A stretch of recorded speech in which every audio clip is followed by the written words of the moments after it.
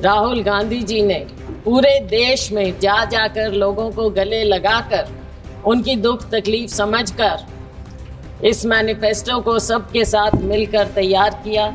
हमने कोई गारंटी इनकी सरकार की तरह, मोदी जी की गारंटी की तरह नहीं कहा। विकसित बजट नहीं, लेकिन विचलित बजट बोलें या फिर एक और जुमला बजट बोलें, क्योंकि फिर बार बार हमें जुमले नज़र आते हैं इसमें कि दो राज्यों के अलावा कुछ दिखा हो या फिर भाजपा शासित प्रदेशों के अलावा कुछ नज़र आता हो। भाजपा शासित प्रदेशों के लिए तो सेंट्रल असिस्टेंस की बात की गई बजट में, लेकिन हिमाचल प्रदेश की जब बात हुई तो एक्सटर्नल एजेंसीज की बात आ गई वहाँ।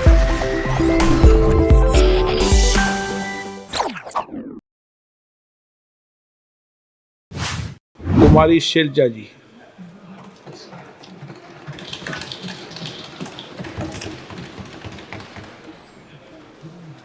धन्यवाद अध्यक्ष महोदय। सर, मैं सबसे पहले बधाई देना चाहूँगी बतौर महिला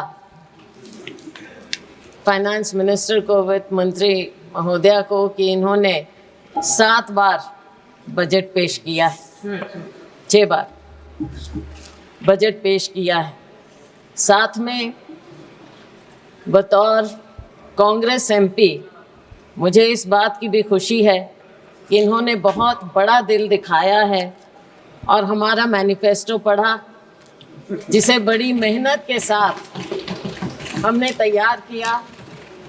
हमने कोई गारंटी इनकी सरकार की तरह, मोदी जी की गारंटी की तरह नहीं कहा, लेकिन हमारे नेता राहुल गांधी जी ने पूरे देश में जा जाकर लोगों को गले लगाकर उनकी दुख तकलीफ समझकर इस मैनिफेस्टो को सबके साथ मिलकर तैयार किया। और इन्होंने हमारा मैनिफेस्टो पढ़ा, अपनी गारंटी को साइड में रखा और हमारे मैनिफेस्टो को लागू किया। मैं इनकी बहुत शुक्रगुजार हूँ।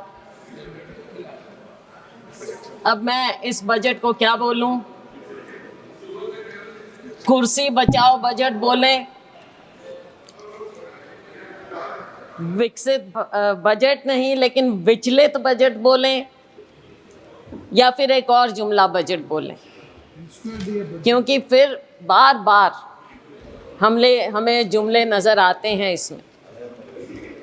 आपने 4 लोगों की बात की, लेकिन ये 4 कौन लोग हैं? गरीब, महिलाएं, युवा, हमारा अन्नदाता किसान। लेकिन इनकी गिनती कैसे हो? क्या मालूम पड़े कौन क्या है? क्या मालूम पड़े कि ये योजनाएं किसके लिए बनाएं? क्या मालूम पड़े कि टारगेट ग्रुप कौन है? अगर आप कास्ट सेंसस नहीं करेंगे, अगर आप सेंसस को सार्वजनिक नहीं करेंगे, राहुल जी ने, हमारे नेता ने मांग की कि सेंसस किया जाए, कास्ट सेंसस किया जाए, लेकिन ये सरकार चुप्पी साधे।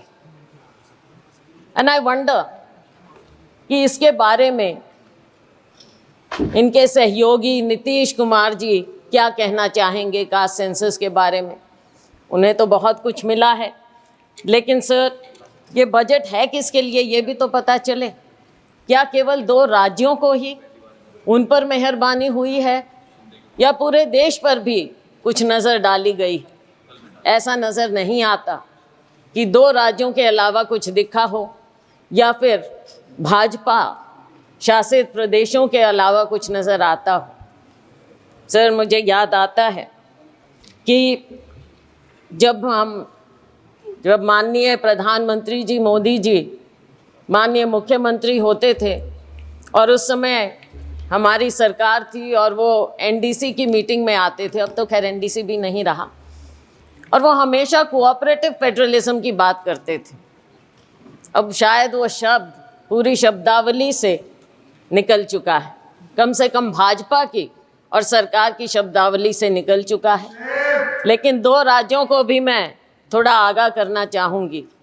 नीतीश जी तो हमारे साथ पुराने रह चुके हैं, 10वीं लोकसभा में थे, सब समझते हैं। नायडू जी भी बहुत अनुभवी हैं, राजनीतिज्ञ हैं। इनकी बातों पर ना जाएं। आज बेशक लगता हो कि बहुत कुछ दिया है लेकिन नज़र फेरते देर नहीं लगती। तो इसलिए उनको भी मैं आगाह करना चाहूँगी, आज खुशियाँ मनाएं लेकिन समय बदलते देर नहीं लगेगा सर। तो ये जो बजट पेश किया गया, इसमें जो इन्होंने गारंटी की बात की, शायद लोगों को विश्वास नहीं हुआ और इसीलिए 303 से लेकर 241 पर आ गए। विश्वास पैदा करना इनका काम है, इन्होंने विश्वास खोया और तभी ये डाउनस्लाइड हुआ। आज के दिन भी जब बातें होती हैं बजट में, हम सुनते हैं तो ऐसा लगता है कि कुछ पर मेहरबान और बाकियों को दरबान बना दिया गया है। दरवाजे के बाहर खड़े रहो, अगर मेहरबानी होगी तो शायद आपको कुछ मिल पाएगा।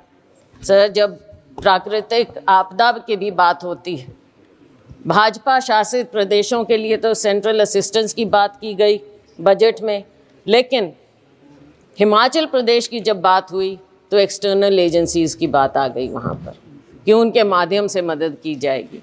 ऐसा भेदभाव क्यों? ये नहीं होना चाहिए और इसकी हम घोर निंदा करते हैं कि आप सबके साथ ऐसे भेदभाव। और फिर एक बात और सर, हरियाणा, महाराष्ट्र, झारखंड और शायद जम्मू कश्मीर चुनाव की ओर जा रहे हैं, पर ऐसा लगता है कि सरकार ने पहले ही हार मान ली। इन राज्यों का जिक्र तक नहीं, 3 राज्यों का जिक्र तक नहीं हुआ, कुछ दिया तक नहीं।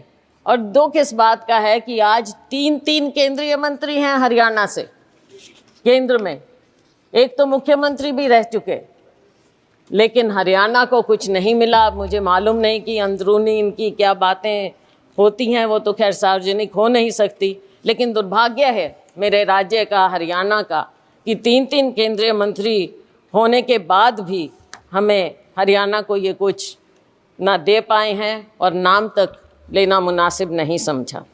सर, किसान की बात है, किसान की आय दुगनी करने की बात कही गई। स्वामीनाथन कमेटी रिपोर्ट की बात लागू करने की शुरू में की थी, लेकिन बहुत कन्वीनियंटली, आसानी से अब स्वामीनाथन कमेटी रिपोर्ट का नाम तक नहीं लिया जाता है। एग्रीकल्चर का, कृषि सेक्टर का बजट आधे के करीब हो गया है। 2019-20 में जहां 4.97% था, इस बजट में आपने 2.74% करके छोड़ दिया है। बात करते हैं एमएसपी की। एमएसपी के बारे में कहा गया माननीय वित्त मंत्री जी ने कि आपने बहुत से उपजों को इस बार एमएसपी दिया है।